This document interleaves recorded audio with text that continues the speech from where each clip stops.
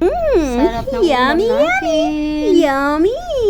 Ginisang pritong ulam. isda sa spinach. Look at that. Wow. Yummy.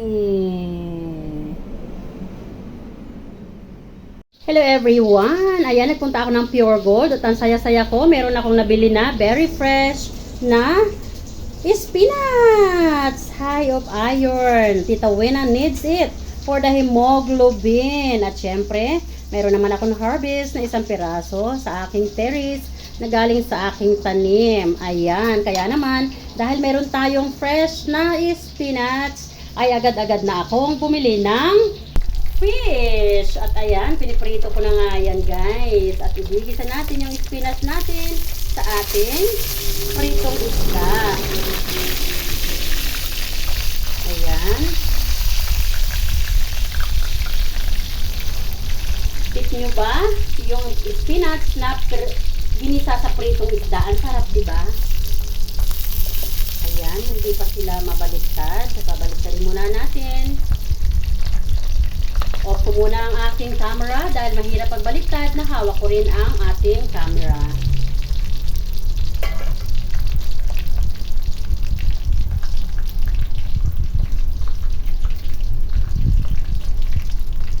Ganda ng isda natin, sariwang-sariwa.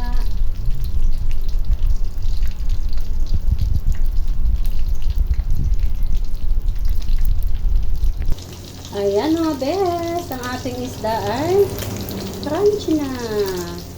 At ilagay natin yan dyan sa ating lalagyan. Alam nyo guys, kayo ba ay kapares ko din na sobrang stress sa pagbabudget? Ang hirap mag-budget ngayon, ano? Everyday feeling ko nagmamahal ang lahat ng mga bilihin.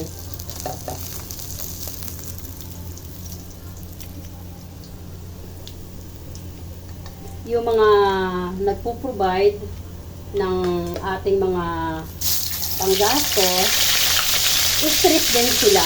Pero tayo na nagbabudget, ibang level din ang stress natin.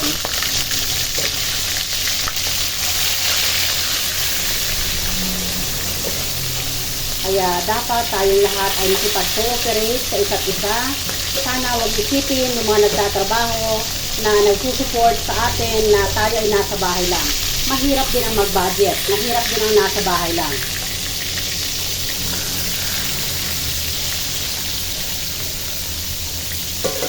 Alam nyo guys, ako kung mayroon nilang chance na may mag-aalaga sa adopted ko, gusto ko na lang ulit mag-abroad.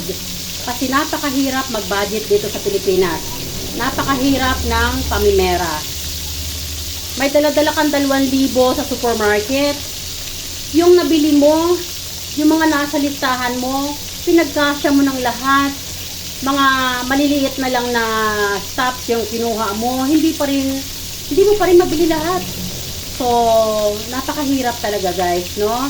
So, kaya budget tayo.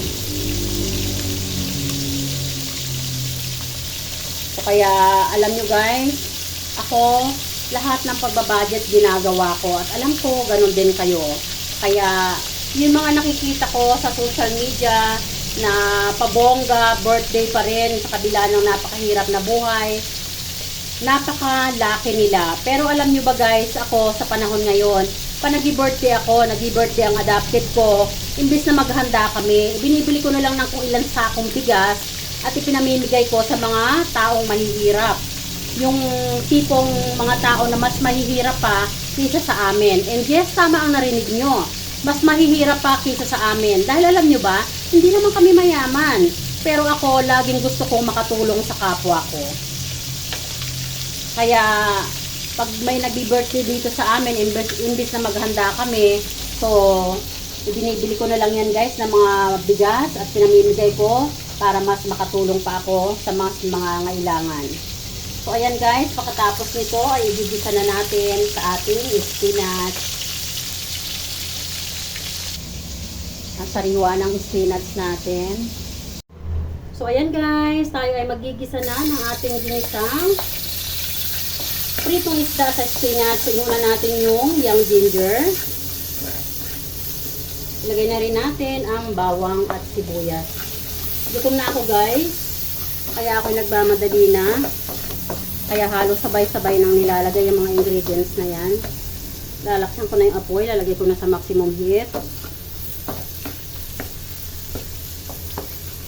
Ayan, hayaan ko lang yan na maprito muna.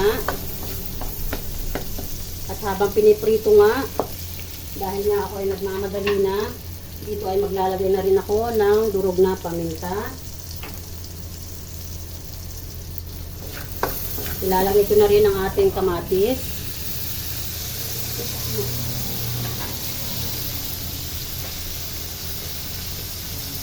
So, ayan. So, naprito na yung ating mga ingredients. Tinan mo yung texture niya. So, ganyan dapat. At maglagay na nga rin tayo ng cubes. Dahil wala pong fish cubes, chicken cubes yung gamit natin. And now, magsasabaw na tayo.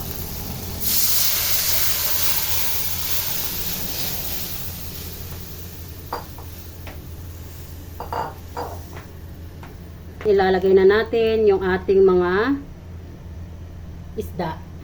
Ayan.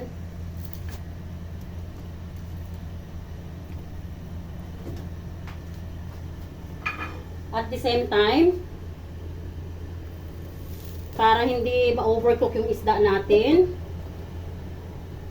itabi lang natin yung isda dito sa gilid. At ilalagay na natin yung ating mga spinach.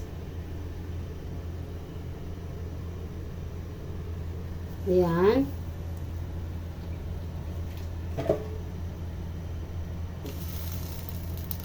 Ay, nakita akong konting bulok sa dahon ng spinach. Tanggalin natin. Ang bango ng niluluto natin, guys. Sobrang bango. Guys, alam nyo, napakasarap nito. Ito yung lutuin na sabaw pa lang. Talaga namang may in love ka, no? Ito ay nakakatanggal ng stress sa buhay. Gustong gusto ko itong mga lutuin na ganito. And yes, ang spinach po ay napakataas ng benepisyo sa ating body circulation. Sa taas po ng iron. Ayan, so takpan natin para mas mabilis kumulo. Mabilis nating ma-conceive yung heat. Ayan. So mabilis kukulo pag ganyan. Kumukulo.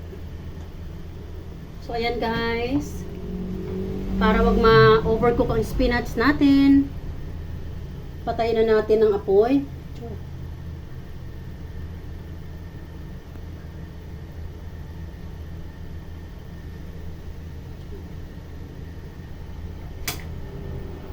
Ayan, and we are now ready to plating.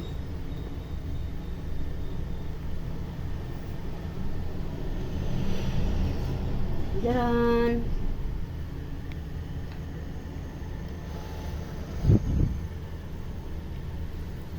Oh, sarap ng spinach. Ang saya-saya ko. Nakakuha tayo ng spinach. Wow.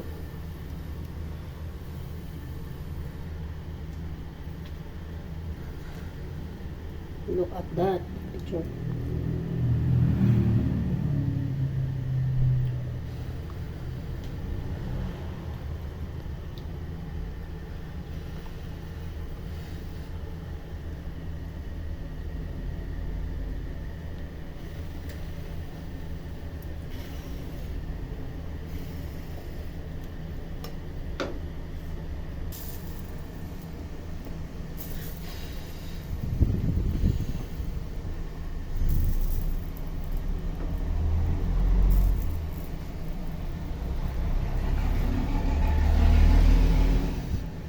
Sarap guys. Wow. Kain na tayo. Thanks for watching. I love you all guys. God bless. Thanks for watching everyone. Don't forget to support